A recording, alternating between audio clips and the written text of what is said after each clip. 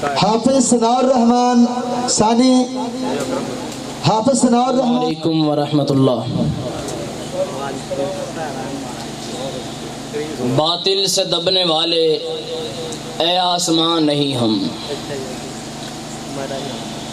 باطل سے دبنے والے اے آسمان نہیں ہم، 100 بار کر چکا ہے تو امتحان ہمارا۔ بسمہ سبحانہ و تعالی حامدا و مسلم و مسلما، اما بعد فاعوذ باللہ من الشیطان الرجیم، بسم اللہ الرحمن الرحیم۔ وَقُلْ جَاءَ الْحَقُّ وَزَهَقَ الْبَاطِلُ إِنَّ الْبَاطِلَ كَانَ زَهُوقًا۔ صدق اللہ العظیم۔ 65 کی جب جنگ ہوئی، 65 کی جب جنگ ہوئی، کفر پہ دنیا تنگ ہوئی، رحمت ہمارے سنگ ہوئی، ہوا عہد عفا لا تکناتو کا، جاء الحق وزهق الباطل ان الباطل کان زہوقا۔ آیا تھا دبنے دب گیا باطل، آیا تھا جھکنے جھک گیا باطل، آیا تھا مٹنے مٹ گیا باطل، آیا تھا دبنے دب گیا باطل، قتل ہوا پھر خود وہاں قاتل، چھایا ہر سو عالم ہو کا، جاء الحق وزهق الباطل ان الباطل کان زہوقا۔ صدر ذی حشم، مہمانان گرامی، حاضرین محترم، ہمت، جرت اور بہادری ملے شہیدوں کے لہو سے لکھی جانے والی جذبات کی تاریخ کو یوم دفاع پاکستان کے نام سے جانا جاتا ہے۔ عالی مرتبت چشمے فلک نے وہ دن بھی دیکھا جب میرے پڑوسی دشمن نے صبح کاذب کے دھندلکے میں اپنے ٹینکوں اور توپوں سے میرے وطن عزیز کی سرحدوں پر چڑھائی کر دی۔ میرے دشمن کے جنرل چودھری کا یہ خام خیال تھا کہ ہم افواج پاکستان کو حالت نیند میں دبوچ لیں گے اور صبح 11 بجے کا جام جم خانہ لاہور میں نوش کریں گے، لیکن اسے یہ خبر نہ تھی کہ میری سرحدوں کے محافظ، میری قوم کے متوالے پچھلی راتوں کو جاگ کر رب کائنات کے حضور اپنی شہادتوں کی دعائیں مانگا کرتے ہیں، اور شاید کہ اسے یہ بتلانے والا کوئی نہ تھا کہ شیر کو سوتے ہوئے میں بھی شیر کہا جاتا ہے۔ عالی وقار میری ملت کے پاسباں اٹھے، ہمت و جرت کا لبادہ اوڑھا اور چونڈا کے مقام پر دنیا کا سب سے بڑا ٹینکوں کا قبرستان بنا دیا۔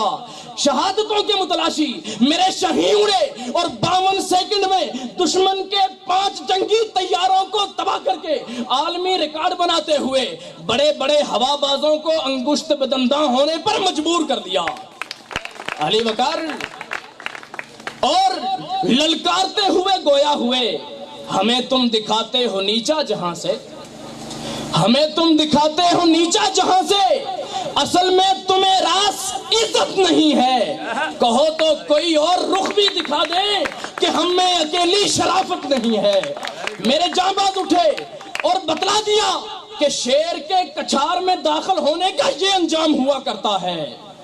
علی وقار دنیا والوں کو بتلا دیا کہ جو کوئی میری ملت کی طرف انگلی اٹھائے گا اس کے بازو سے اس کے ہاتھ کا بوجھ الگ کر دیں گے، اور دنیا والوں کو یہ بتلا دیا کہ جس شخص نے، جس قوم نے میری ملت کی طرف میلی آنکھ سے دیکھنے کی حماقت کی، خدا کی قسم اس کی آنکھیں نوچ کر اس کے ہاتھ میں تھما دیں گے۔ علی وقار میری ملت کے جیالے میجر عزیز بھٹی شہید جیسے 20 جوان اٹھے اور ہمت و جرت کی ایسی تاریخ رقم کی کہ فضائے بدر کی یاد تازہ ہو گئی۔ ارے میرا دشمن چلا تھا میرے وطن کو چند گھنٹوں میں فتح کرنے، لیکن 17 روز کے بعد بھی ایک BRB نہر پار نہ کر سکا۔ محترم سامعین، میرے جیالوں نے ثابت کر دیا، ہم غزنوی، ہم بت شکن، تم اور ہو ہم اور ہیں۔ ہم غزنوی، ہم بت شکن، تم اور ہو ہم اور ہیں اے سومنات اے برہمن، تم اور ہو ہم اور ہیں۔ ارے دنیا والوں کو بتلا دیا کہ اس ملک پاکستان میں ایسی قوم بستی ہے جس کے ایک ایک فرد میں اتنا جوش اور جذبہ چھپا ہوا ہے کہ اگر ابل پڑے تو کئی آتش فشانوں جتنی تباہی برپا کر دے۔ میری ملت کے ایک ایک ستارے میں اتنے شعلے اور انگارے موجود ہیں کہ اگر برس پڑے تو تیرے جیسے بیسیوں ہندوستانوں کو صفحہ تاریخ کی پرانی سطریں بنا دیں۔ علی وقار، آج آپ ہی وہ قوم ہے۔